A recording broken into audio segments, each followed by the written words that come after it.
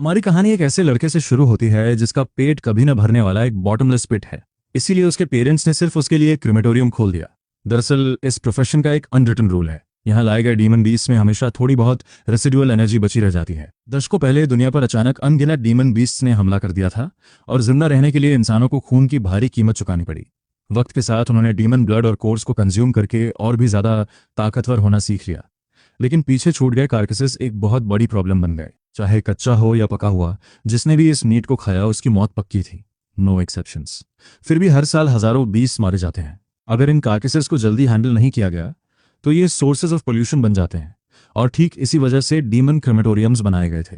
इसी बीच जैसे जैसे जांग चन बड़ा हुआ, रेसिडुअल ब्लड की वो छोटी सी बूंदें उसकी भूख मिटाने के लिए काफी नहीं थी। स्टार्वेशन की कगार पर पहुंचकर अपने पिता जांग वानली को एक मैसिव कार्कस उठाने में मदद करते हुए वो एक सीधा सा सवाल पूछता है, डैड, मुझे बहुत तेज भूख लगी है। मेरा सच में इस मीट का एक बाइट खाने का मन कर रहा है। ये सुनते ही वानले के चेहरे के भाव पूरी तरह बदल जाते हैं। मेरी बात ध्यान से सुन बच्चे, मैंने तुझे कितनी बार कहा है, डीमन बीस्ट खाने के लिए नहीं होते। ये बिल्कुल भी खाने के लिए नहीं बने। अगर तूने इस मीट पर आंख भी डाली तो मैं यहीं के यहीं तेरी टांगे तोड़ दूंगा। दूसरी तरफ शिन अफसोस के साथ देखता है और सोचता है कि ये कितने अच्छे मीट की बर्बादी है जो पक्के तौर पर उसकी भूख मिटा सकता था। अपने बेटे की बड़बड़ाहट सुनकर वेले समझ जाता है कि लड़का फिर से जिद कर रहा है और फैसला करता है कि अब इसे एक सीरियस लेसन सिखाने का वक्त आ गया है। वो दीवार पर लिखे बड़े बड़े कैरेक्टर्स की तरफ इशारा करता है और चुन पर चिल्लाते हुए उन्हें एक एक करके जोर से पढ़ने को कहता है। डीमन बीस्ट्स खाने लायक नहीं होते।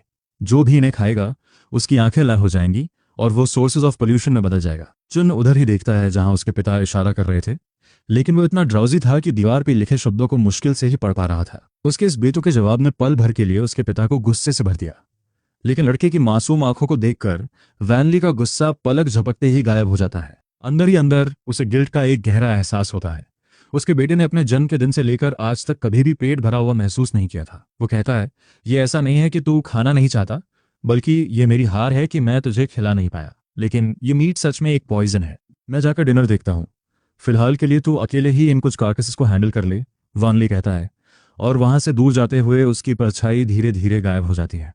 इधर डीमन बीस्ट कार्कसेस के साथ अकेला छूट जाने के बाद चिन एक आयरन टेल ईगल की खुरदरी स्किन को घूरते हुए जोर से अपना थूक गटकता है। ये कम से कम एक थर्ड टियर बीस्ट लग रहा था। और जैसे ही वो बिना मन के उसे इंसिनरेटर की तरफ खींचने लगता है, अचानक कुछ अजीब होता है। उसकी पॉकेट में उठने वाली एक तेज सियरिंग हीट उसे रुकने पर मजबूर कर देती है और पलक झपकते ही एक मिस्टीरियस बुक हवा में उड़ने लगती है।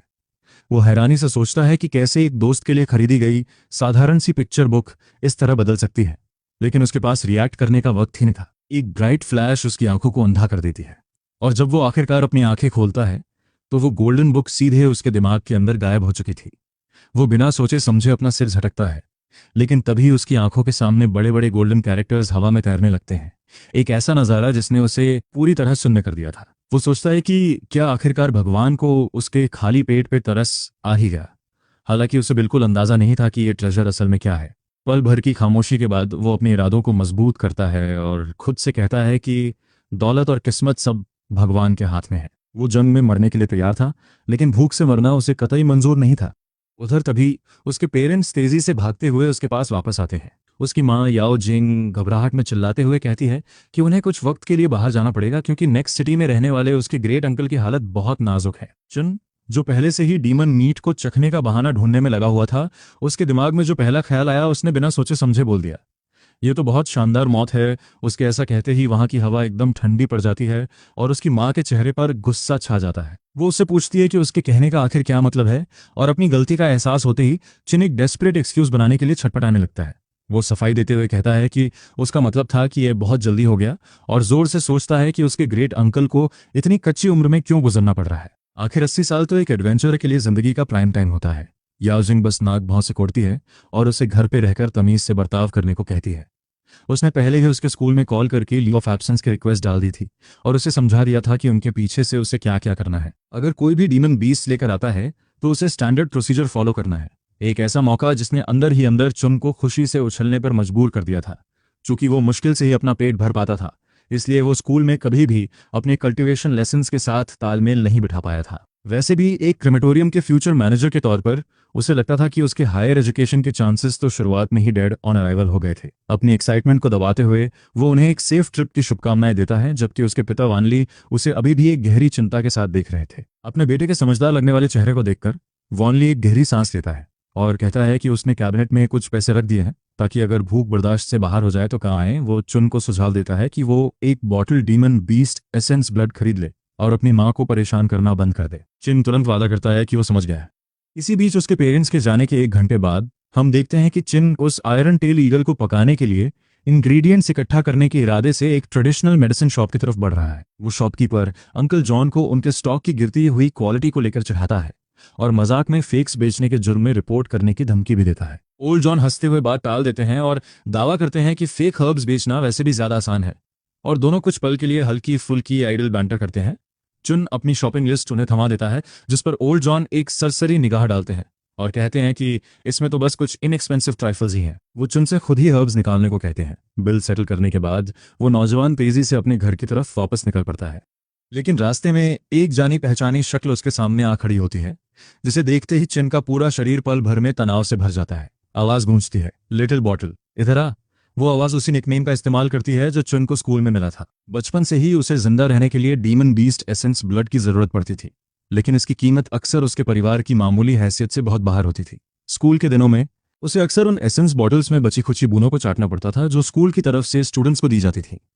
उसके ज्यादातर क्लासमेट्स उन बॉटल्स के बॉटम में बची हुई चंद बूंदों को नीची नजर से देखते थे, लेकिन चुन के लिए वो एक नेसेसिटी थी। वक्त के साथ लिटिल बॉटल और ब्रदर बॉटल वो मॉकिंग टाइटल्स बन गए, जिनका इस्तेमाल करके वे उसे चिढ़ाते थे। सच कहा जाए तो ये थोड़ा क्रूअल था।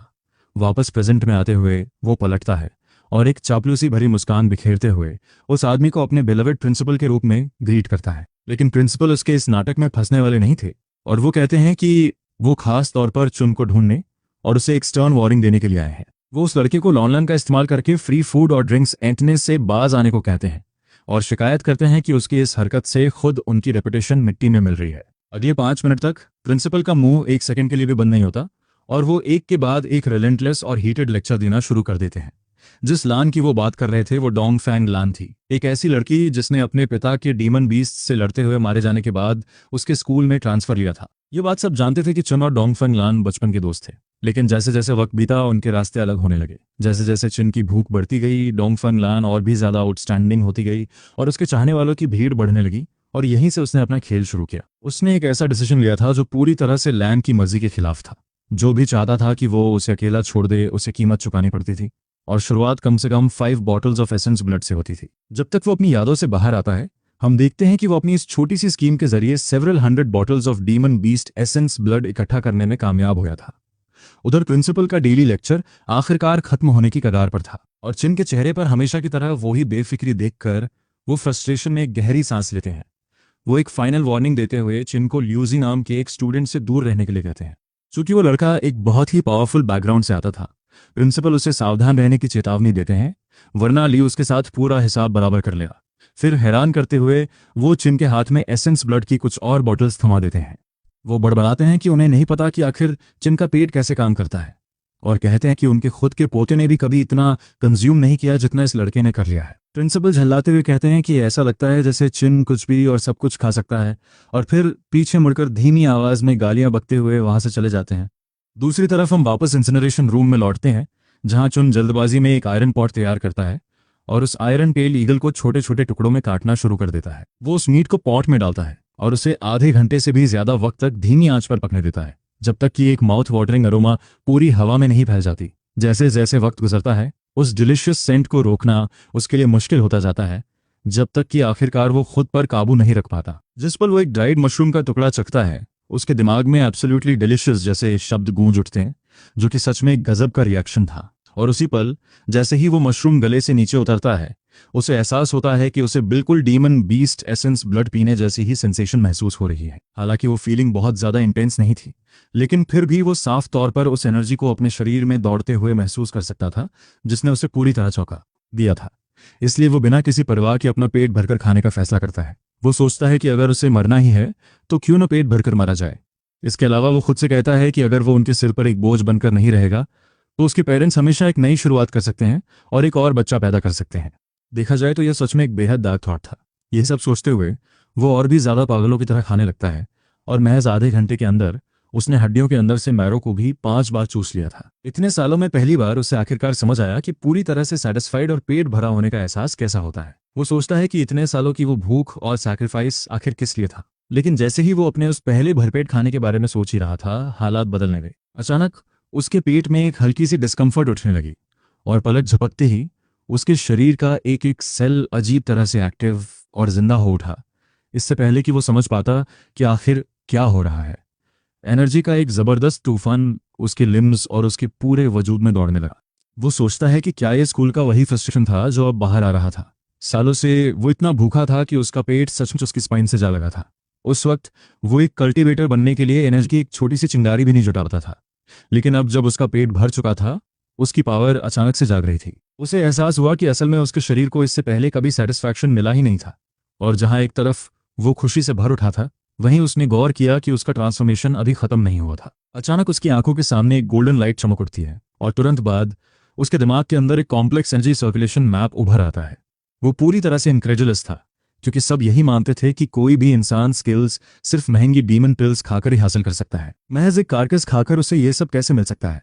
बिना ज्यादा सोचे वो तुरंत उस एनर्जी को अपने लिम्स और कोर में गाइड करना शुरू कर देता है। स्कूल में सिखाए गए कल्टीवेशन मेथड्स को फॉलो करते हुए वो आधे घंटे तक अपनी ब्रेथ को सर्कुलेट करता रहता है, जब तक कि प्योर रिफ्रेशमेंट की एक लहर उसके अंदर नहीं दौड़ जाती। झटके से अपनी आंखें खोलते हुए उसे एहसास होता है कि उसने आखिरकार फर्स्ट लेवल ऑफ कल्टीवेशन हासिल कर लिया है, एक ऐसा माइलस्टोन जिसके बारे में वो सोचता था कि शायद उसकी जिंदगी में कभी नहीं आएगा। इसी बीच हम अगले दिन दोपहर 2 बजे की तरफ बढ़ते हैं, जब डीमन बीस्ट कार्कसेस लेकर आने वाला ट्रांसपोर्ट ट्रक बिल्कुल अपने सही वक्त पर पहुंचता है। ड्राइवर बाहर से ही जंग वॉनले को आवाज़ लगाता है कि वो आकर डिलीवरी ले लें, लेकिन जैसा कि हम जानते हैं उस लड़के के पिता वहां नहीं थे। शिम भागकर दरवाजे पर पहुंचता है और बताता है कि अंकल नियो की टाइमिंग थोड़ी गलत हो गई, क्योंकि उसके पेरेंट्स एक फ्यूनरल अटेंड करने बाहर गए हुए हैं। अंकल नियो सुझाव देते हैं कि वो कार्कसेस को किसी दूसरे क्रेमेटोरियम में ले जाएंगे, लेकिन शिन तुरंत विरोध करता है, क्योंकि वो इस मौके को हाथ से जाने नहीं देना चाहता था। वो जिद करता है कि अपने पिता के 7 सालों की प्रैक्टिस के बाद वो बहुत अच्छी तरह जानता है कि इंसिनरेशन प्रोसेस को अकेले कैसे हैंडल करना है। उसे बस उन्हें अंदर रखने में मदद चाहिए थी। हालांकि अंकल नियो को शक था कि क्या वो एक 8th लेवल हाउलिंग मून डॉग को हैंडल कर पाएगा, जिसे बस पिछली रात ही मारा गया था। वो आदमी उससे पूछता है कि क्या वो सच में ये कर पाएगा, और चुन के पक्का वादा करने के बाद अंकल नियो उस लड़के को सावधान रहने को कहते हैं। अपने इंस्ट्रक्शंस पूरे करने के बाद अंकल नियो अपने पीछे खड़े नौजवानों को प्रोसेसिंग शुरू करने का ऑर्डर देते हैं। फिर ये देखकर कि कोई आसपास नहीं है, वो आगे झुकते हैं और पिंग के कान में फुसफुसाते हुए बताते हैं कि इन डीमन कार्कसेस को अथॉरिटीज ने गलती से मार दिया था, और इसी वजह से इनके अंदर से एसेंस ब्लड का एक्सट्रैक्शन पूरी तरह से नहीं हो पाया है। पिंग सिर हिलाता है और इस क्वाइट टिप ऑफ के लिए उन्हें शुक्रिया कहता है। अंकल नियो लड़के के इस रिएक्शन पर मुस्कुराते हैं, लेकिन जल्दी ही उनके चेहरे के भाव सीरियस हो जाते हैं। वो उसे चेतावनी देते हैं कि सिटी डिस्ट्रिक्ट का माहौल आजकल कुछ खास शांत नहीं है। डीमन बीस्ट बीच बीच में पेरीमीटर पार करके अंदर घुस रहे हैं। उनकी एडवाइस बिल्कुल सीधी थी, रात के वक्त फालतू बाहर मत घूमना। पिंग वादा करता है कि वो ऐसा नहीं करेगा। अंकल नियो आगे कहते हैं कि 3 दिन के अंदर इंस्पेक्टर्स आने वाले हैं, और वो लड़के को हिदायत देते हैं कि इस बीच कोई भी लापरवाही न बरते। चिन उन्हें भरोसा दिलाता है कि पोल्यूशन डेडलाइन कोई इशू नहीं होगी, और वादा करता है कि 3 दिन के अंदर सब कुछ प्रोसेस हो जाएगा। इसके बाद हम देखते हैं कि अंकल एम और उनके आदमी आखिरकार वहां से निकल जाते हैं। इधर चिन उस 8th लेवल हाउलिंग मून डॉग की तरफ देखता है और उसके मुंह में बेतहाशा पानी आने लगता है। जिस पल वो उस बीस्ट के करीब पहुंचता है, उसके दिमाग के अंदर मौजूद वो गोल्डन बुक, ध्यान रहे कोई येलो बुक नहीं, एक बिल्कुल नए पेज पर पलट जाती है। एक सिस्टम नोटिफिकेशन उसके दिमाग में गूंजता है, target identified, 8th level हाउलिंग moon dog, category minor demon. इसका मीट बेहद सख्त है और इसमें ढेर सारी हड्डियां हैं। स्टेटस, इसे खाने से एनर्जी में इजाफा होता है, लेकिन इसका फ्लेवर पूरी तरह से मीडियोकर है। सिस्टम रिकमेंडेशन, इसकी हड्डियों को धीमी आंच पर पकाएं और थोड़ी सी चिली का इस्तेमाल करें, ताकि इस मीट के लिए एक शानदार और फ्लेवरफुल बेस तैयार किया जा सके। मांस को पतला काटकर और उसे एक special Honey based dipping sauce के साथ मिलाकर स्वाद को काफी हद तक सुधारा जा सकता है। इस सॉस की रेसिपी न केवल स्ट्रेंथ को थोड़ा बढ़ाती है, बल्कि किडनी फंक्शन में भी मामूली सुधार करती है, यहां तक कि इससे पेट भरा होने का एहसास भी बढ़ जाता है। हालांकि किताब का वो आखिरी कमेंट कि कुत्ते भी इसे नहीं खाएंगे, चुन ने चतुराई से इग्नोर कर दिया। वो खुद से कहता है कि किताब बस नखरे दिखा रही है, लेवल 8 का बीस्ट भी इसके शानदार स्वाद के लिए काफी नहीं है, अब तो हॉट पॉट ही बनेगा। उसे याद आता है कि पुराने हारमोनियस सोसाइटी में लोग एक्टिविस्ट के हमले के डर से डॉग मीट खाने से डरते थे। उसे काफी खुशी होती है कि वो उस दौर में नहीं जी रहा है, सिर्फ मांस खाने के लिए आलोचना झेलने का ख्याल ही उसे डरावना लगता है। कारकैस को स्टील रैक पर रखने के बाद उसे फिर से पेट में गुड़गुड़ाहट महसूस होती है और वो तुरंत पानी उबलने के लिए रख देता है। पकते हुए मांस की खुशबू जल्द ही हवा में फैल जाती है, जिससे उसे बहुत सुकून मिलता है और वो पूरा दिन अवशेषों को खाने में बिता देता है। जब तक आखिरी आयरन टेल्ड ईगल खत्म होती है, उसे पूरी दुनिया और भी चमकती हुई महसूस होती है। वो अपने शरीर के भीतर हो रहे बदलावों को महसूस करने के लिए रुकता है। अपनी इंटरनल एनर्जी को महसूस करते ही उसकी सांसें रुक जाती हैं। सिर्फ 3 पक्षियों को खाकर ही वो लेवल 2 पर पहुंच चुका है। उसे सबसे ज्यादा हैरानी अपनी शार्प क्लॉ टेक्निक में आए बदलाव से होती है, जो पहले कंकड़ों पर सिर्फ हल्के निशान छोड़ पाती थी। अब उसकी उंगलियां पत्थर को ऐसे चीर सकती हैं जैसे वो टोफू हो, जिसका मतलब है कि उसकी मास्टरी कम से कम स्मॉल सक्सेस स्टेज तक पहुंच गई है। किताबों के अनुसार एक आम इंसान को इस लेवल तक पहुंचने के लिए 10 डीमन पिल्स और कड़ी मेहनत की जरूरत होती। फिर भी उसने इसे सिर्फ 3 आयरन टेल्ड ईगल्स खाकर हासिल कर लिया। इस पल उसे एहसास होता है कि उसकी जिंदगी हमेशा के लिए बदल गई है। शिन को महसूस होता है कि उसका भविष्य बहुत उज्जवल है। लगातार 7 दिनों तक उसकी जिंदगी इसी ताल में चलती है, शांतिपूर्ण और संतोषजनक। उसके लिए पेट भरा होना ही सबसे बड़ी खुशी है। उसके माता पिता अभी भी बाहर हैं और उसके द्वारा खाए जाने वाले डीमन कार्कसेस का लेवल धीरे धीरे बढ़ने लगता है। उसकी डाइट के साथ साथ उसकी कल्टीवेशन में भी सुधार होता है और सिर्फ 1 हफ्ते में वो एक खौफनाक लेवल 7 पर पहुंच जाता है। सच कहें तो ये एक चौंकाने वाली रफ्तार है।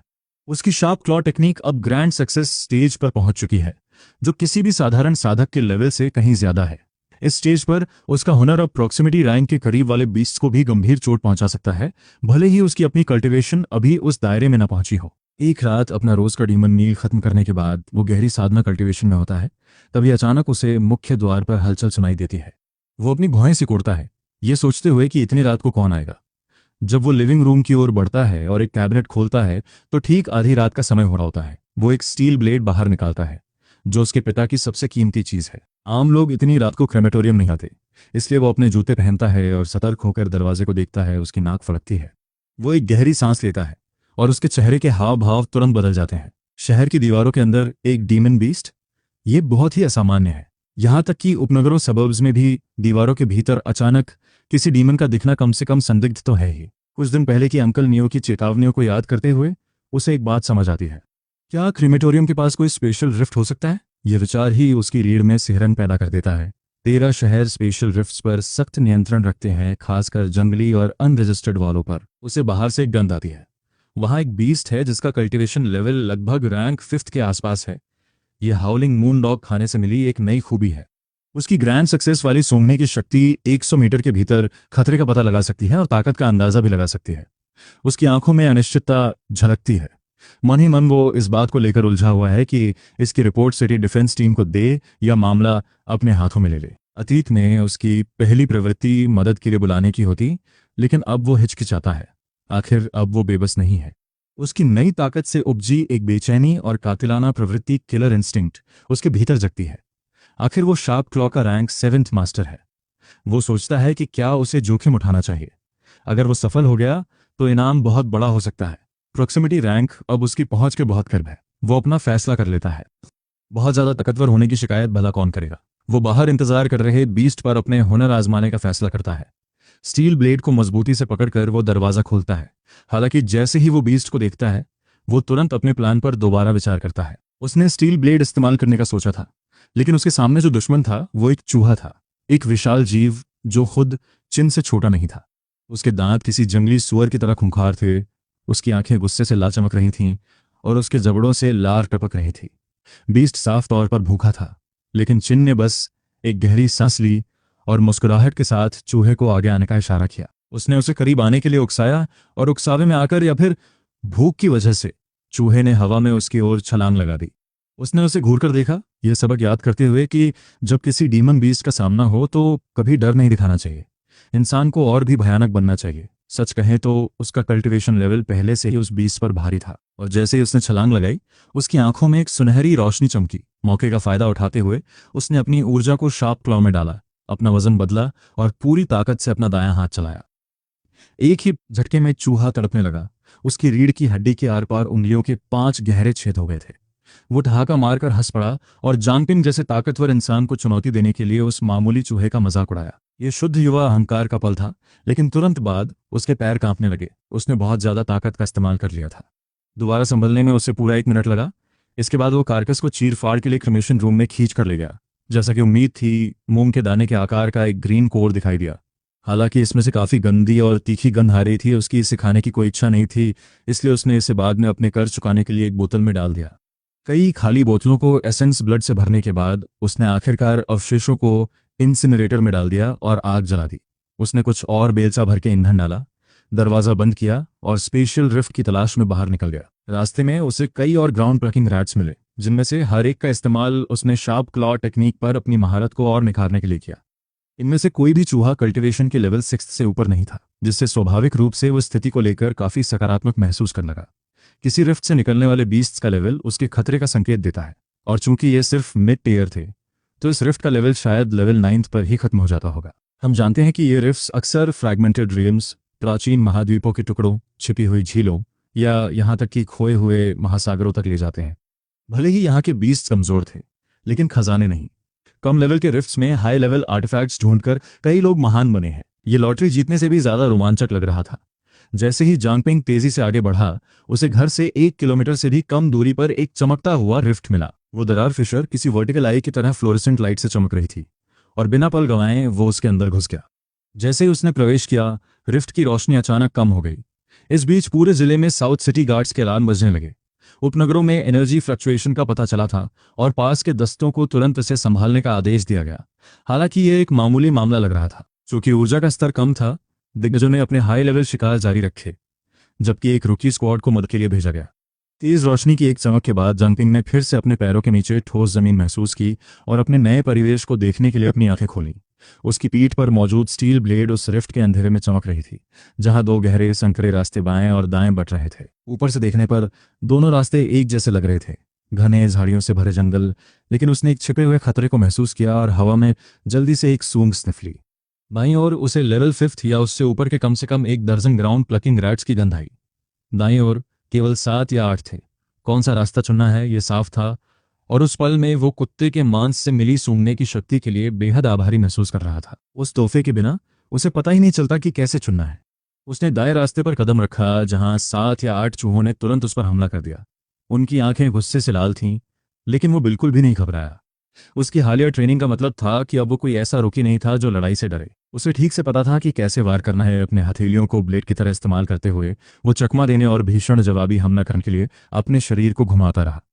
चूहे एक राउंड भी नहीं टिक सके, और कुछ ही सेकंड में वे सब जमीन पर थे और उनकी खोपड़ियों में उंगलियों के 5 साफ छेद हो चुके थे। वो ये सोचे बिना नहीं रह सका कि मास्टर क्लॉ टेक्निक के साथ लेवल 7 पर होना एक तरह की बुलिंग है। ये पूरी तरह से कत्लेआम था। इस तरह के हुनर में महारत हासिल करने के लिए आमतौर पर सालों के अनुशासन की जरूरत होती है। फिर भी उसने इसे सिर्फ खाकर हासिल कर लिया था, जो सच कहें तो काफी बड़ा शॉर्टकट है। इससे भी ज्यादा अजीब उसकी सूंघने की शक्ति थी, जो उसे चूहों के हमले की योजना बनाने से पहले ही उनकी हर चाल को भांपने की ताकत दे रही थी।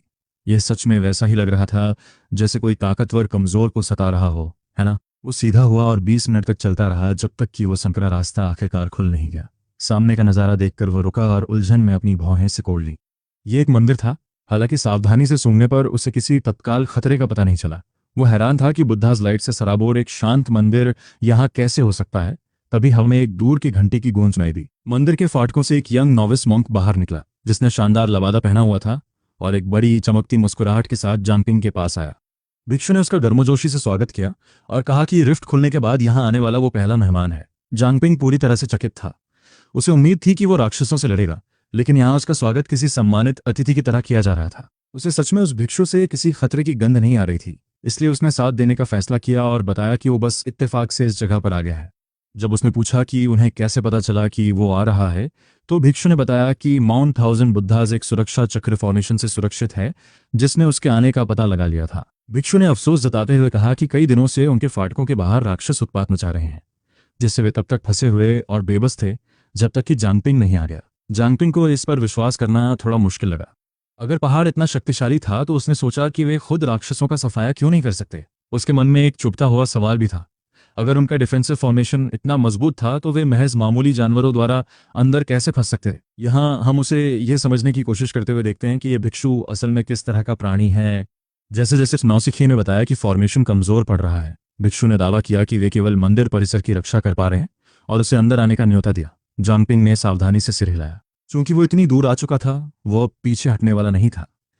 लेकिन जैसे ही उसने फाटकों के अंदर कदम रखा, उसकी भौहें तन गईं। उसे अचानक खून की एक भारी गंध आई, एक ऐसी गंध जो इतनी तीखी थी कि उसकी सूंघने की महारत से छिप नहीं सकती थी। आंगन में भिक्षु के लबादों में युवकों का एक समूह ध्यान लगाने वाली चटाइयों पर बैठा था। उनकी उपस्थिति शांत लग रही थी।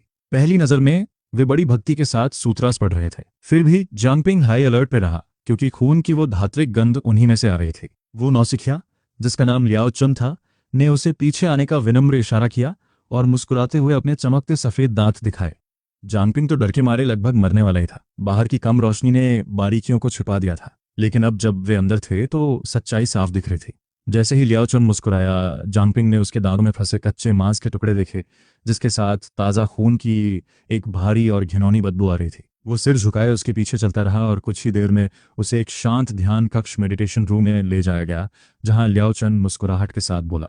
उस नौसिखिए ने बताया कि उनके मठाधीश एबोट किसी भी आने वाले को मेहमान मानते हैं, खासकर उसे जो इतने कठिन समय में पहाड़ तक पहुंच सके।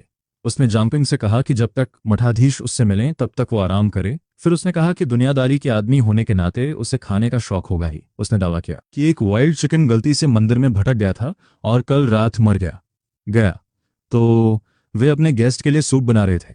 जांगपिंग तुरंत अलर्ट हो गया। उसे लगा कि कुछ तो बहुत गड़बड़ है। एक मॉन्क के दांतों में मांस फंसा होना सिर्फ एक टूटे हुए व्रत से कहीं ज्यादा बड़ी बात थी। असली सवाल यह था कि मांस आया कहां से, खासकर जब लियाओ चुन ने दावा किया था कि बाहर मॉन्स्टर्स भरे हुए हैं। उसके दिमाग में एक डरावना ख्याल आया। वे मॉन्स्टर्स को खा रहे थे, इसलिए उसने मैट पर बैठे बैठे खुद को शांत रखने की कोशिश की। कुछ ही देर में लियाओ चुन मांस का एक गर्मा गर्म खुशबूदार कटोरा लेकर वापस आया और मुस्कुराते हुए अपने गेस्ट को गर्मा गर्म खाने के लिए कहा। मॉन्क ने जोर दिया कि चूंकि वे धार्मिक लोग हैं, इसलिए पूरा बर्तन उसी के लिए है, क्योंकि माउंट थाउजेंड बुद्धिस्ट पर गेस्ट बहुत कम आते हैं। कटोरे को घूरते हुए जांगपिंग का दिल जोर जोर से धड़कने लगा। उसे समझ आ गया कि ये मॉन्क्स उसे फंसाने की कोशिश कर रहे हैं। यह चिकन बिल्कुल नहीं था। यह साफ तौर पर आयरन टेल्ड ईगल का मांस था, एक ऐसी चीज जिसके बारे में वो अच्छी तरह जानता था कि ये इंसान को मॉन्स्टर बना सकती है। अगर उसने इसे खाया तो वह 3 दिनों के भीतर एक करप्टेड बीइंग बन जाएगा। और अचानक पहेली के सारे टुकड़े आपस में जुड़ गए। ये मॉन्क्स असल में मॉन्स्टर्स को खा रहे थे। वे पागल थे, और अगर उन्होंने कंट्रोल खो दिया तो वे जीते जागते डिजास्टर बन जाएंगे। ये देखकर कि जांगपिंग हिला नहीं है, लियाओ चुन उसे गौर से देखने लगा और धीमी आवाज में पूछा कि वो खा क्यों नहीं रहा है। उसे लगा कि कहीं खाना उसकी पसंद का तो नहीं है। हालांकि अब उसकी मुस्कान अजीब लग रही थी।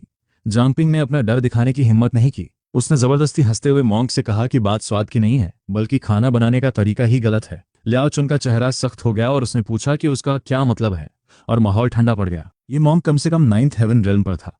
अपने डर को दबाते हुए जांगपिंग ने इशारा किया कि मॉन्क्स को मांस ठीक से पकाना नहीं आता होगा और उन्हें अपना हुनर दिखाने का ऑफर दिया। उसने सूप लिया और बाहर निकल गया। मॉन्क हैरानी में सुन्न रह गया और खतरनाक ऑरा धीरे धीरे कम होने लगा। लियाओ चुन उसकी कला देखने के लिए मान गया और जल्द ही वे किचन में थे, जहां आयरन टेल्ड ईगल का एक बर्तन उबल रहा था। जांगपिंग ने मन ही मन अपनी किस्मत को कोसा, फिर पोलाइटली मास्टर लियाओ चुन से बाहर जाने को कहा ताकि वो अपनी सीक्रेट रेसिपी तैयार कर सके। मॉन्क मुस्कुराया और चला गया, और दरवाजा बंद होते ही जांगपिंग ने उस खराब मांस को दोबारा पकाने के लिए अपनी मेडिसिनल हर्ब्स निकाली। उसके पास कुछ तरकीबें थीं, और जैसे ही एक लाजवाब खुशबू आने की, उसने मास्टर लियाओ चुन को टेस्ट करने के लिए दरवाजा खोला। जांगपिंग ने मॉन्क को एक बाइट ऑफर की, लेकिन लियाओ चुन ने मना कर दिया और कहा कि वे मांस नहीं खा सकते, और गेस्ट को अकेले एंजॉय करने के लिए कहा। और इस तरह भूखा होने का नाटक करते हुए उसने मॉन्क की पैनी नजर के सामने ही डटकर खाना शुरू कर दिया। आधे घंटे बाद खाना खत्म हो गया। पूरा आयरन टेल्ड ईगल, सूप और हड्डियां सब उसके पेट में समा गए, जिससे लियाओ चुन के चेहरे पर एक संतुष्ट मुस्कान आ गई और वह उसे वापस छोड़ आया। अगली सुबह तड़के जांगपिंग ने दरवाजा खोला तो देखा कि लियाओ चुन हाथ में एक और आयरन टेल्ड ईगल पकड़े खड़ा था। चमकते चेहरे के साथ मॉन्क ने कहा कि कितनी अच्छी किस्मत है कि एक और जंगली चिकन मंदिर में मरा हुआ मिला। यकीनन ये गेस्ट के अच्छे नसीब का संकेत है। जांगपिंग की आंखें फटी की फटी रह गईं। एक आयरन टेल्ड ईगल का खुद गिरकर मर जाना नामुमकिन था, लेकिन उसने बस मुस्कुराने का नाटक किया और इसे एक लकी इत्तेफाक बताया। उसने खुद खाना पकाने के पुराने रूटीन को फॉलो करने का सुझाव दिया।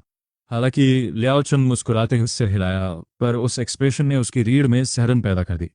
जल्द ही किचन से मांस कटने की आवाज गूंजने लगी, और जैसे जैसे मॉन्क्स अपने सूत्रास पढ़ रहे थे, उन सबके चेहरों पर वही अजीब सी मुस्कान थी। ऐसा लगा जैसे किस्मत ने तय कर लिया है कि उसे एक बार फिर वो प्रोसेस्ड आयरन टेल्ड ईगल खाना ही होगा। एक ऐसा काम जिसे उसने भारी मन से किया। इस 3rd ईयर मॉन्स्टर से ज्यादा कल्टीवेशन नहीं मिली, और मंदिर की बढ़ती अजीबोगरीब हरकतों को महसूस करते हुए उसने फैसला किया कि अब जाने का समय आ गया है, या कम से कम उसे ऐसी उम्मीद थी। लेकिन इससे पहले कि वह कुछ बोल पाता, लियाओ चुन एक अटल आवाज में आया और ऐलान किया कि एबट आखिरकार फ्री हैं और वे हैंडसम यंग गेस्ट से मिलना चाहते हैं। जांगपिंग अपने बाहर को पी गया और जबरदस्ती मुस्कुराया, ये महसूस करते हुए कि मॉन्क के पीछे जाने के अलावा कोई चारा नहीं है। उसने दावा किया कि वो लंबे समय से बौद्ध शिक्षाओं का प्रशंसक रहा है, जबकि वो नोट कर रहा था कि ये मॉन्क 7th या 8th हेवन रेल्म पर थे, लड़ने के लिए बहुत ज्यादा ताकतवर। उसने एक जरूरी नियम समझा, जब तक वो उनकी सीमाओं को पार नहीं करता वो फिलहाल सुरक्षित रह सकता है। मिसाल के तौर पर मॉन्स्टर मीट को मना करना सीधे मौत का रास्ता था। उसने गौर किया था कि जब भी वह हिचकिचाता, लियाओ चन की आंखें कैसे बदल जाती थीं। उसे स्पेशल रिफ्ट्स के बारे में मिले सबक याद आए। कुछ पराई दुनिया थी, कुछ टुकड़े और कुछ एक इन्फिनिट लूप में फंसी हुई सीन्स थीं। ये जगह बाद वाली जैसी लग रही थी, एक डरावना चक्र जहां ये मंक्स शायद एंशिएंट सोल्स या समय के प्रोजेक्शंस के अलावा कुछ नहीं थे। अपनी नर्व्स को शांत करने के लिए गहरी सांस लेते हुए उसने आखिरकार जवाब पाने की उम्मीद में मेडिटेशन रूम का दरवाजा खटखटाया। नहाने की आवाज रुक गई और बर्फ जैसे सफेद बालों और कमजोर शरीर वाले एक बूढ़े मॉन्क ने उसे एक कोमल जानती हुई मुस्कान के साथ देखा। एबट ने पूछा कि क्या वह वही जवान है जो पिछली रात आया था, और जांगपिंग ने शांत दिखने की पूरी कोशिश करते हुए सिर हिलाया। एबट ने उसे बैठने का इशारा किया, लेकिन जैसे ही बूढ़ा आदमी बोला, जांगपिंग की आंखें सिकुड़ गईं। उसने देखा कि मॉन्क के दांतों के बीच अभी भी मांस के टुकड़े फंसे हुए थे। ऐसा लगा जैसे पूरा 1000 बुढ़ा माउंटेन एक दिखावा था। खून की तेज महक उसकी नाक से टकराई और उसे उल्टी रोकने के लिए लड़ना पड़ा। जब पूछा गया कि उसे यह पहाड़ कैसा लगा, तो जंपिंग ने एक परफेक्ट मुस्कान दी और जवाब दिया कि सब कुछ बहुत बढ़िया है। उसने खाने और खूबसूरत नज़ारों की तारीफ की और कहा कि बाहर की मॉन्स्टर इन्फेस्टेड दुनिया के मुकाबले ये जगह यकीनन एक पैराडाइस है। पैराडाइस का जिक्र सुनकर एबट की आंखों में हैरानी की एक झलक दिखी और उसने इस बात पर एक धीमी सूखी हंसी। चूंकि उसे ये इतना अच्छा लगा, एबट ने सुझाव दिया कि शायद हमारे यंग गेस्ट को बस हमेशा के लिए यहीं 1000 बुद्धा माउंटेन पर रुक जाना चाहिए। उसने डींग मारी कि भले ही मंदिर का पतन हो गया है, लेकिन उनकी एंशिएंट हेरिटेज बहुत गहरी है और उनकी सीक्रेट टेक्निक्स बेशुमार है। जब पूछा गया कि वह कौन सी तकनीक सीखना चाहता है, तो जांगपिंग की आंखें फटी रह गईं। असली परफॉर्मेंस आखिरकार अब शुरू हो रही थी। उसे अपनी टेक्स्टबुक से याद आया कि ये रिफ्ट्स अक्सर इसी तरह काम करते हैं। इन शक्तियों के झांसा देकर अनजाने लोगों को फंसाने के साथ उसने तर्क दिया कि अगर वे सच में इतने ताकतवर होते तो वे मॉन्स्टर्स द्वारा खत्म नहीं किए जाते और हमेशा के लिए इस चक्र को नहीं दोहराते। ये लोग जिंदा हो सकते थे या शायद लंबे समय से मरे हुए, ये बताना नामुमकिन था। लेकिन बूढ़े मॉन्क को हराने के लिए उसे एक प्लान की जरूरत थी। एक पल सोचने के बाद वह रुकने के लिए तैयार हो गया, यह महसूस करते हुए कि ये लोकेशन ड्रिफ्ट के कोऑर्डिनेट्स को फिक्स करने की चाबी हो सकती है। चाहे वह इस खोज की रिपोर्ट करे या इसे अपने पास रखे, ये एक फॉर्चून था। हालांकि उसने दावा किया कि वह इतनी आसानी से कमिट नहीं कर सकता। उसने सुझाव दिया कि अगर एबट उसे मंदिर का इतिहास जानने के लिए लाइब्रेरी पवेलियन जाने की अनुमति दें, तो वह खुद को ज्यादा सहज महसूस कर सकता है। बूढ़ा मंक पूरी तरह से दंग रह गया। इन सभी सालों में ये पहला ऐसा गेस्ट था जिसने ऐसी अजीब फरमाइश की थी। आमतौर पर लोग या तो मना कर देते थे और पीट पीट कर मार दिए जाते थे, या सीक्रेट टेक्निक्स के नाम पर उनकी आंखों में लालच चमक उठता था। लेकिन ये पहली बार था जब कोई पहले मंदिर को इवैल्यूएट करना चाहता था। और एक पल के लिए एबट का दिमाग समझ ही नहीं पाया कि क्या हो रहा है। जंपिंग मॉन्क के चेहरे के हाव भाव पर करीब से नजर रखता रहा और ये देखकर कि उसने अभी तक मर्यादा पार नहीं की है, वो और भी खुलकर बोला। उसने कैजुअली जिक्र किया कि म्यूचुअल सिलेक्शन चीजें करने का आधुनिक तरीका है, और एक लंबी खामोशी के बाद एबट ने धीरे से सिर हिलाया। बूढ़ा मंक आखिरकार मान गया और दोहराया कि यह स्वीकार्य है, और इस तरह गेम का अगला फेज शुरू हुआ।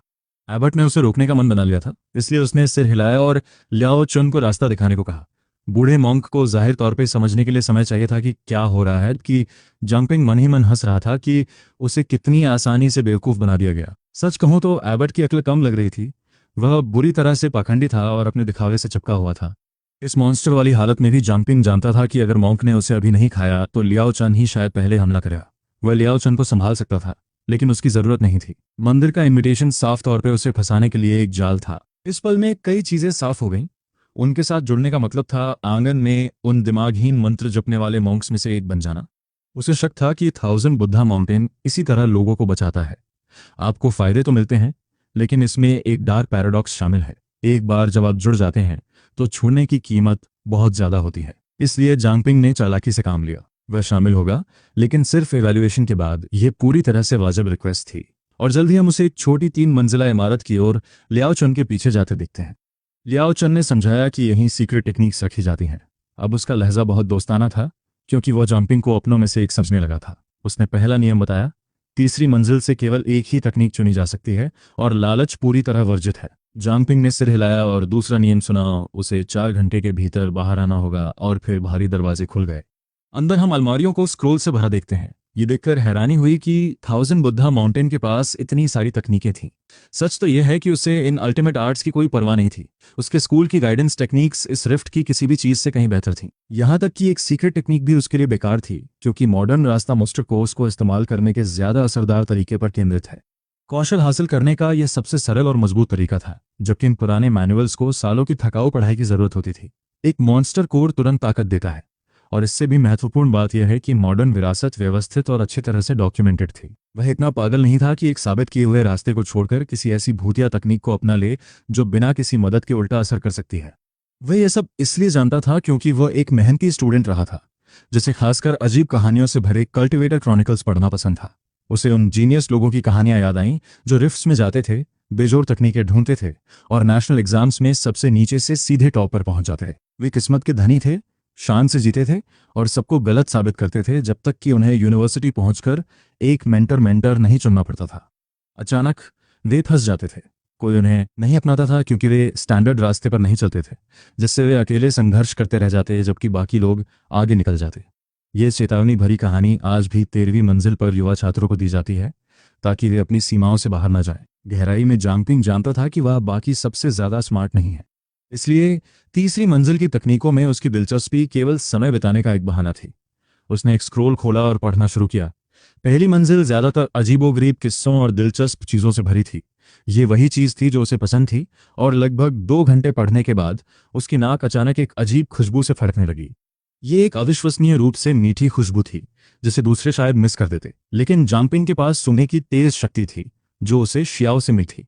खुशबू हल्की थी, फिर भी बिल्कुल सम्मोहक थी, और जैसे उसने जांच करने के लिए अपनी किताब नीचे रखी, कुछ बहुत ही अजीब होने लगा। उसका शरीर एक चलती फिरती लाश की तरह अपने आप हिलने लगा और कंट्रोल खोने के डर से वह कांप उठा।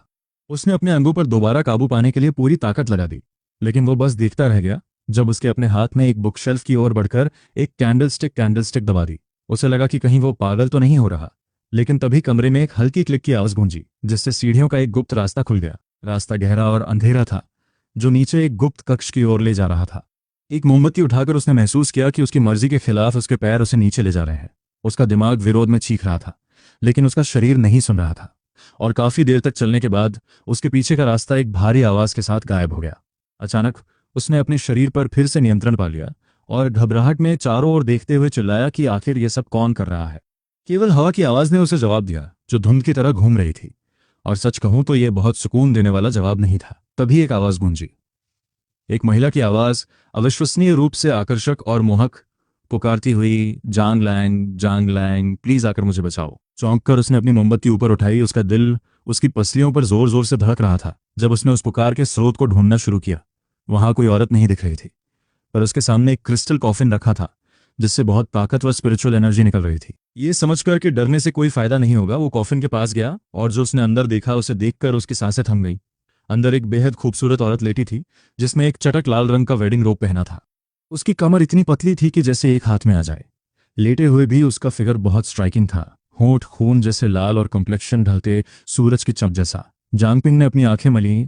उसे एक पल के लिए लगा कि उसकी नजरें नरम पड़ गई हैं और वो उसे खामोश सेडक्टिव प्ली भेज रही है। तभी वो आवाज फिर आई, हल्की और नाजुक, जो उससे गिड़गिड़ा कर कह रही थी कि वो बुद्धिस्ट सील हटा दे और उसे आजाद कर दे, ताकि वो साथ रह सकें। उसे महसूस हुआ कि वो अपना कंट्रोल फिर से खो रहा है। जैसे ही उसका हाथ क्रिस्टल लिड पर लगे सुनहरे बुद्धिस्ट सील की तरफ बढ़ा, अपने अंदर वो अपनी पूरी ताकत से लड़ रहा था, क्योंकि उसे यकीन था कि ये औरत तबाही की निशानी, ओमेन ऑफ एब्सोल्यूट डिजास्टर है। ये साफ था कि उसे उकसाना बहुत खतरनाक होगा, और वैसे भी ये माउंट शनुआ था, एक पवित्र बुद्धिस्ट ग्राउंड। अगर यहाँ किसी बॉडी को सील किया गया था तो उसे छोड़ने का मतलब पक्का उसकी मौत होती। तभी उसे एक तेज खुरचने स्क्रैचिंग की आवाज सुनाई दी। रगड़ की उस आवाज ने उसके दिल की धड़कन बढ़ा दी। उसने खुद से वादा किया कि वो स्पेशल रिफ्ट्स के साथ दोबारा कभी ऐसी लापरवाही नहीं करेगा। अचानक उसकी आंखों के सामने अंधेरा छा गया और वो बेहोश हो गया, और जब उसकी आंख खुली तो वो अपने कमरे में था। लियाओचन वहां एक फिक्रमंद चेहरे के साथ खड़ी थी और पूछ रही थी कि उसे क्या हुआ था, जो कि एक बहुत अच्छा सवाल था। उसकी आवाज सुनकर उसे एक अजीब सा सुकून मिला और उसने सावधानी से उससे पूछा कि हुआ क्या था। लियोइन मुस्कुराई और कहा कि शायद वो लाइब्रेरी में 2 घंटे से ज़्यादा बिना बाहर आए रुकने की वजह से मैलनरिश्ड हो गया है। उसने बताया कि जब वो अंदर गई तो उसने उसे बेहोश पाया, पर उसने उसे यकीन दिलाया कि थोड़े वाइल्ड चिकन सूप से वो बिल्कुल ठीक हो जाएगा। उसने मन ही मन खुद को कोसा, ये जानते हुए कि अगर वो एक आम आदमी होता तो उसकी ये देखभाल ही उसका अंत कर देती। अपने डर को किनारे रखते हुए उसने पूछा कि क्या कुछ और भी हुआ था, पर लियोइन उसे बस हैरानी से देखने लगी। वो खामोश रहा और सूप को सूंघा, ये कंफर्म करने के लिए कि ये वही पॉट है जो उसने खुद बना था। तब जाकर उसने उसे खाने की हिम्मत की। उसे सच में बहुत भूख लगी थी, इसलिए उसने अपनी भारी सोच को किनारे किया और खाना शुरू किया। जहां लियाओ चेन की मुस्कान और गहरी होती गई, शायद उसके बेहोश होने की वजह से पुराने मॉन्क ने उसे दोबारा नहीं बुलाया और लियाओ चान ने भी सीक्रेट टेक्निक्स का जिक्र करना बंद कर दिया। हैरानी की बात यह थी कि उन्होंने उसे बस वहां रहने दिया। हालांकि लियाओ चेन उसे जो डीमन बीस्ट मीट खिला रही थी उसकी मात्रा रोज बढ़ती जा रही थी। अगले दिन वो एक 7th tyre iron tailed eagle था जिसने उसकी पावर क्लॉ टेक्निक को सीधे परफेक्शन के लेवल पर पहुंचा दिया। तीसरे दिन तक वो उसे 9th tier iron tailed eagles खिला रहे थे, जिससे उसे एक और पावरफुल स्किल मिली। ईगल आई, एक ऑक्सिलरी एबिलिटी, और ईगल की शिकार करने की कामयाबी का राज अब उसकी थी। जहां उसकी अपनी कल्टीवेशन बढ़ने लगी, वो 7th टीयर से सीधे 9th तक पहुंच गया। आखिरकार दिन में 3 ईगल्स खाने के बाद प्रोग्रेस होना तो लाजमी था। हालांकि हर खाने के साथ जंपिंग का दिल भारी होता जा रहा था, क्योंकि जितने आयरन टेल्ड ईगल्स उसने खाए थे वो संख्या उसे डरावनी लग रही थी। हम देखते हैं कि पूरे मंदिर में एक अजीब सी बेचैनी फैलने लगी है, जो नंगी आंखों से भी देखी जा सकती थी। यहाँ तक कि लियाओ चेन की नजरें भी बदल गई थीं, और जब वो उस रात अपने कमरे में अपनी स्किल्स की प्रैक्टिस कर रहा था, उसे खतरे का एहसास हुआ। वो जानता था कि ब्रेक थ्रू करना ही खुद को सुरक्षित रखने का इकलौता तरीका है। हालांकि उसे ये जानकर तसल्ली थी कि ये रिफ्ट स्पिरिट रेल्म से आगे नहीं बढ़ेगा। 9th टीयर पर उसने सोचा कि अगर जरूरत पड़ी तो वो लड़कर बाहर निकल सकता है। इस बीच पुराने मोंक के कमरे में रोशनी मध्यम थी। मोमबत्ती की लौ लड़खड़ा रही थी जब एक भारी आवाज ने पूछा कि उस लड़के का अभी तक डिमोनिक ट्रांसफॉर्मेशन क्यों नहीं हुआ। लियोइन जमीन पर घुटनों के बल बैठी थी और एबर्ट को यकीन दिला रही थी कि उसने खुद उसे डीमन बीस्ट के शवों कार्केसेस को खाते हुए देखा है, और फिर भी किसी वजह से उसमें बदलने के कोई लक्षण नहीं दिख रहे थे। मोमबत्ती तेज जली और एबर्ट ने इसे नामुमकिन बताया। उसने ये जानना चाहा कि कोई माउंट चैनुआ की सीक्रेट रेसिपी का सामना कैसे कर सकता है, और उस पर झूठ बोलने का आरोप लगाया। अचानक लियाओ चैन को उसकी गर्दन से हवा में उठा लिया गया और वो गुस्से से भरी आंखों में झांक रही थी।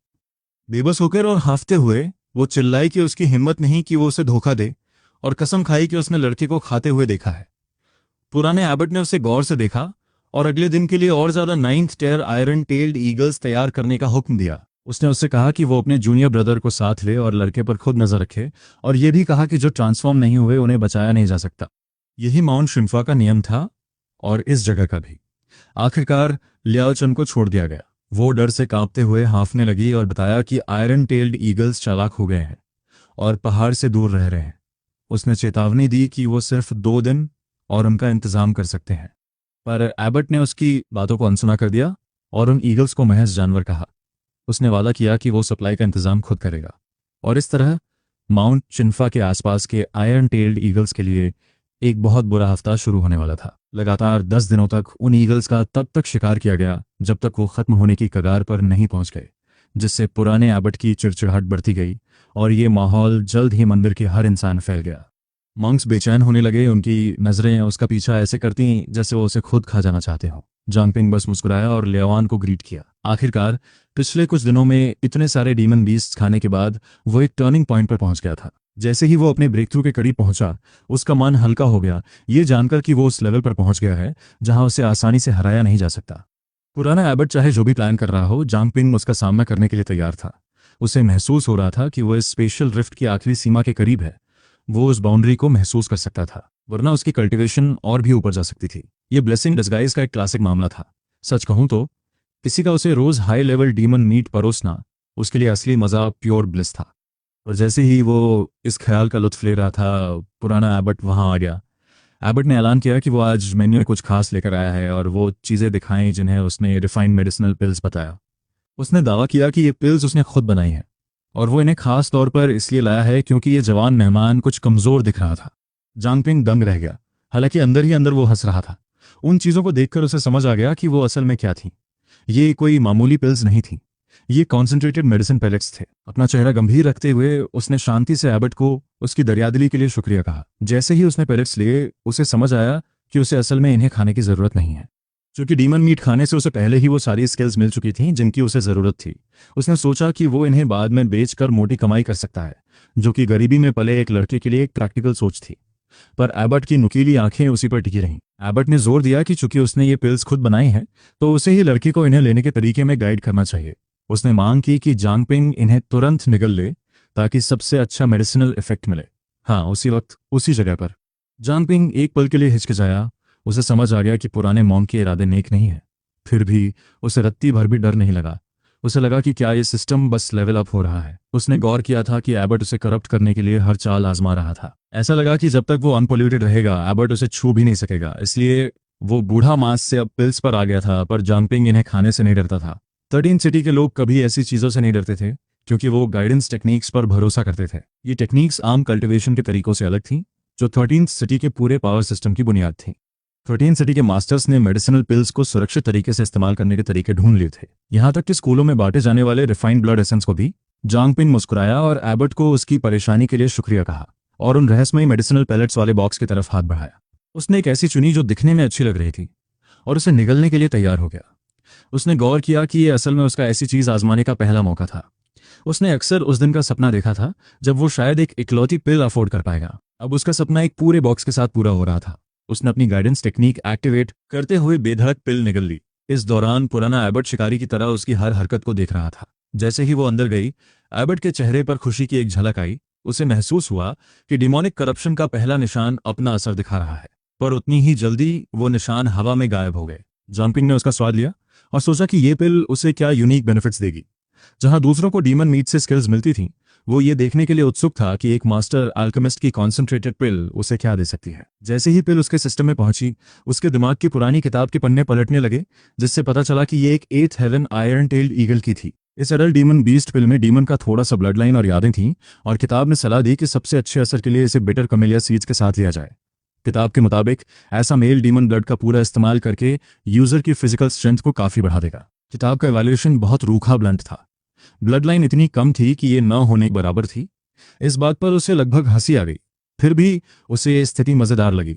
उसे पता चला कि उसके लिए पिल्स खाना उतना ही असरदार था जितना कि मांस खाना। अगर वो किताब की खास रेसिपीज को फॉलो करे, तो वो शरीर के खास हिस्सों को मजबूत बना सकता था, जैसे ईगल के क्लॉज, आंखें या पंख। चूंकि वो एक इंसान था और उसके पंख नहीं थे, उसने उस हिस्से को इग्नोर किया और इस पर ध्यान दिया कि क्लॉज और आंखें उसके शरीर में कैसे काम करेंगी। असल में आयरन टेल्ड ईगल पिल खाकर वो अपने हाथों को मजबूत और अपनी नजर को एक आम इंसान से कहीं ज्यादा तेज कर सकता था।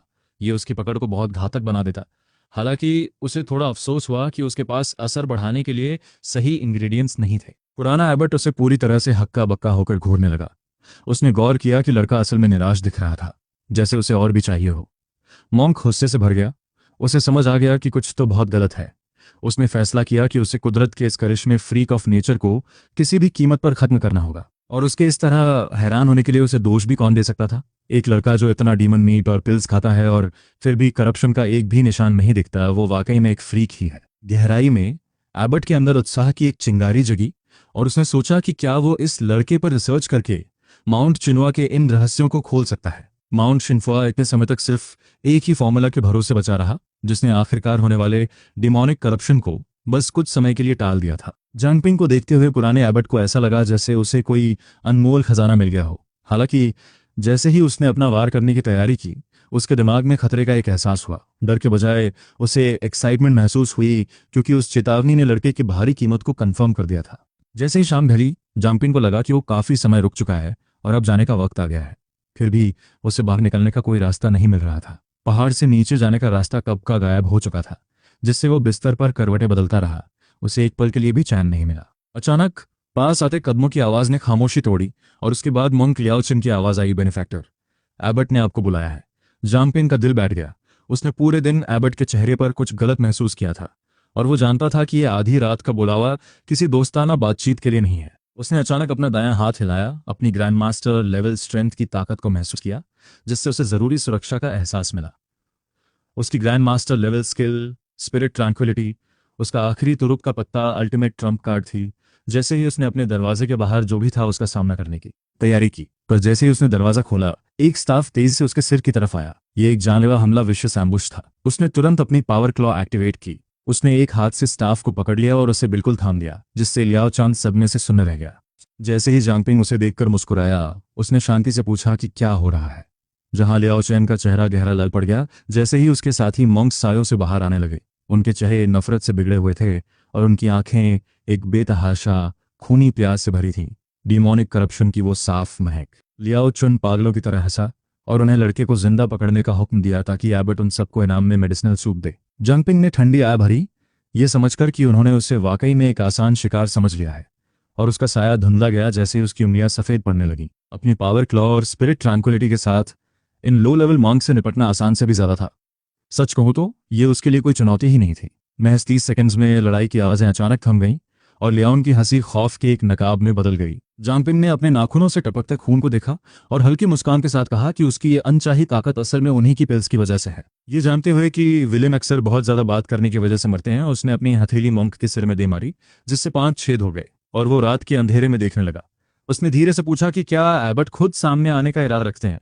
तभी रात में एक गुस्से भरी दहाड़ गूंजी। जहां वो शांति से खड़ा रहा और बूढ़े को पास आते देखा, उसने मुस्कुराते हुए गौर किया कि गालियां तो कोई भी दे सकता है, पर एबट में साफ तौर पर पहले हमला करने की हिम्मत नहीं थी, वरना उसने अपने चेलों को मरने के लिए क्यों भेजा होता। उनकी अजीब आंखों को देखकर उसे समझ आया कि ये वो कीमत थी जो उन्होंने चुकाई थी। जैसे ही एबट की अपनी आंखें गुस्से से लाल हुईं, जांगपिंग और भी तेज हंसा और कहा कि चूंकि उन दोनों के पास स्पिरिट ट्रैंक्विलिटी है, तो शायद लड़ाई के बजाय एक सौदा ट्रेड करना बेहतर होगा। उसने बूढ़े की जान बख्शने के बदले बाहर निकलने का रास्ता मांगा, पर एबट ने सिर्फ एक ठंडी मजाक उड़ाने वाली हंसी के साथ जवाब दिया।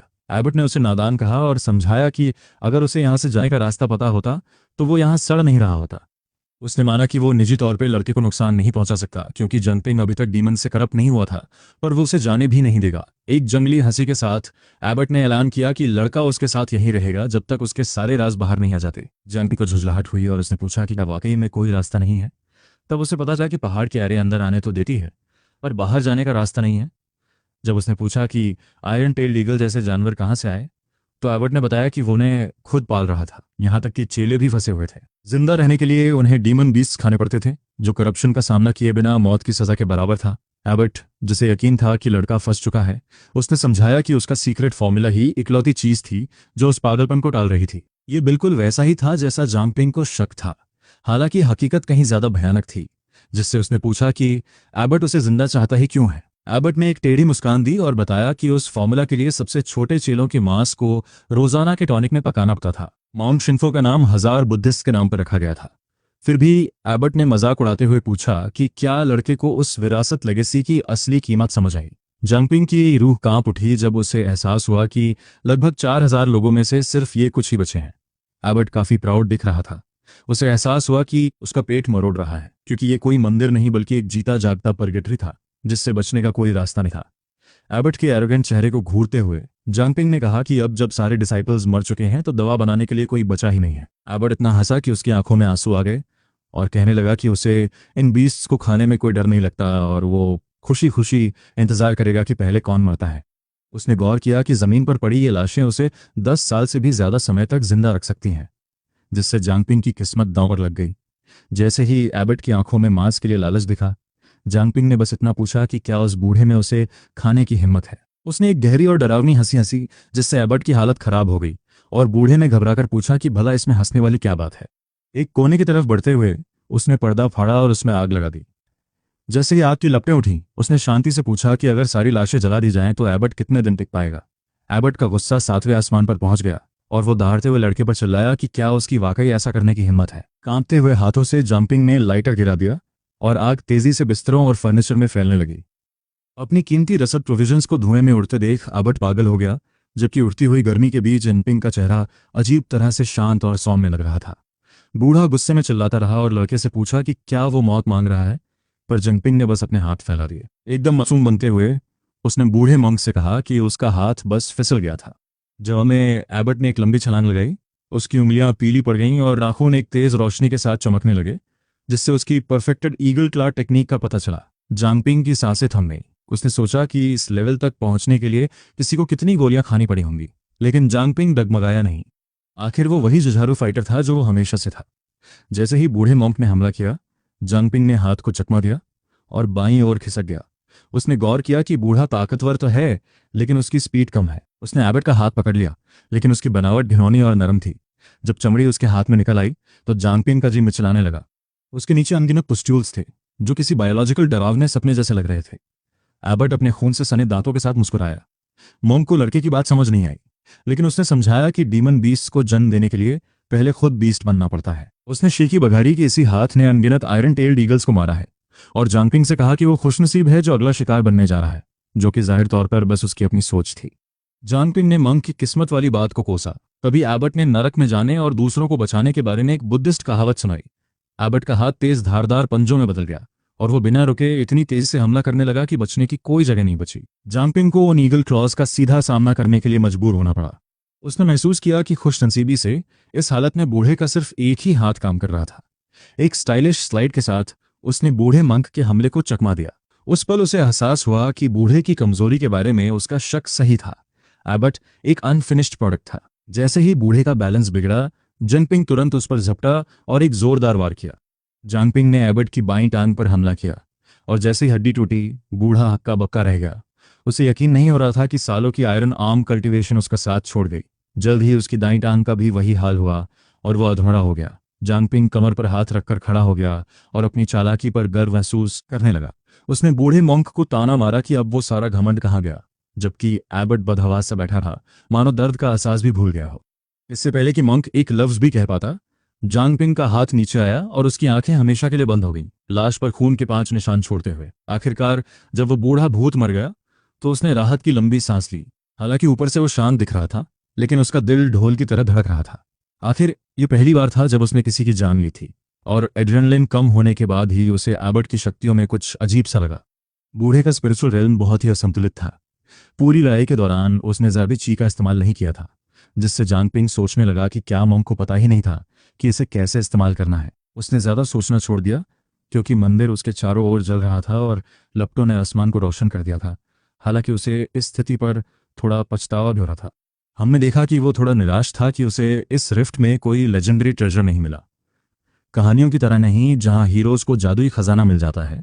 उसने आ भरी और महसूस किया कि शायद वो थोड़ा लालची हो रहा था। अगर एबट को पता चलता तो शायद वो खून की उल्टियां करता, ये सोचकर कि उसने लड़के को ढूंढने में कितनी मेहनत की थी। मॉन्क ने उन आयरन टेल्ड ईगल्स का शिकार खास तौर पर उसे खिलाने और उसका स्पिरिचुअल लेवल बढ़ाने के लिए किया था।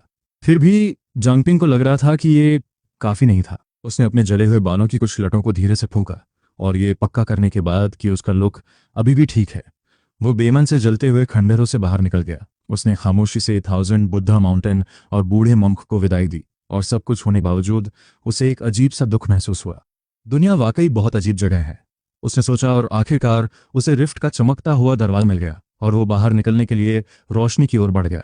अचानक रेडियो की आवाजें गूंजने लगी, क्योंकि एक रुकी स्क्वाड ने ऐलान किया कि वे तय लोकेशन पर पहुंच चुके हैं। जांगपिंग का दिल जोर से धड़का और वो तुरंत लंबी घास में छिप गया, क्योंकि सिटी डिफेंस टीम के लोग अपनी स्टैंडर्ड गियर में वहां आ पहुंचे थे। 13 सिटीज अपनी रफ्तार के लिए मशहूर तो थीं, लेकिन इस बार टाइमिंग गलत हो गई थी। ये साफ तौर पर एक टाइम रिफ्ट था। टेक्स्ट बुक्स के मुताबिक टाइम रिफ्ट्स बहुत खतरनाक होते हैं, क्योंकि आप अंदर चाहे जितने भी समय तक रहें, आप ठीक उसी पल वापस आते हैं जब आप बाहर निकले थे। अंदर 10 साल की कल्टीवेशन, बाहर का सिर्फ 1 सेकंड हो सकता है।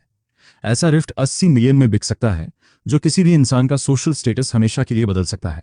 बड़े खानदान अक्सर इन्हें खरीदते हैं ताकि वे स्पेस को स्टेबलाइज कर सकें और अपने जीनियसेस के लिए समय की रफ्तार बढ़ा सकें। देखते ही देखते जांगपिंग को लगा कि दांव बढ़ रहे हैं। जितना ज्यादा जांगपिंग ने इसके बारे में सोचा, उसका दिल उतना ही दुखा। उसने एक बहुत बड़ी दौलत खो दी थी, और उसे पता था कि ये इनाम उसके लिए संभालना बहुत मुश्किल था। हमने उसे बेबसी से देखा जब रुकी स्क्वाड उस रिफ्ट की ओर बढ़ी। 1 कदम, 2 कदम उन्होंने अंदर जाने के लिए पैर उठाए ही थे कि अचानक रिफ्ट की रोशनी हवा में गायब हो गई। जांगपिंग झटके में चिल्लाने ही वाला था जब हाई लेवल एक्सपर्ट्स का वो ग्रुप मिट्टी में मुंह के बल गिरने से बचा। पूरी टीम उलझन में थी, और एक महिला मेंबर ने कैप्टन से पूछा कि क्या वे वाकई अंदर गए थे या नहीं। कैप्टन भी उतना ही हैरान था, हालांकि उन्हें नियम रटे हुए थे। ये पहली बार था जब उन्हें अपनी ही आंखों पर शक हुआ। एक रिफ्ट अपने आप कैसे गायब हो सकता है, जैसे वो लुका छिपी खेल रहा हो। सच कहूं तो ये उनकी पूरी पढ़ाई के खिलाफ था। लंबी घास में छिपे जंपिंग की हंसी नहीं रुक रही थी। वो अपना मुंह दबाए बैठा था ताकि इस पागलपन पर आवाज ना निकल जाए। गाइस, अगर तुम एनिमे और मनहवा फैंस हो और डेली फन क्विजेज में पार्टिसिपेट करना चाहते हो तो डिस्क्रिप्शन में दिए गए टेलीग्राम ग्रुप को ज्वाइन कर लो। वहाँ डेली एनिमे और मनहवा क्विज होते हैं और जो सबसे पहले करेक्ट आंसर देता है उसे कैश रिवॉर्ड्स भी मिलते हैं। साथ ही तुम अपने ओपिनियंस, रिकमेंडेशंस और थ्योरीज दूसरे एनिमे फैंस के साथ डिस्कस भी कर सकते हो। लिंक डिस्क्रिप्शन है।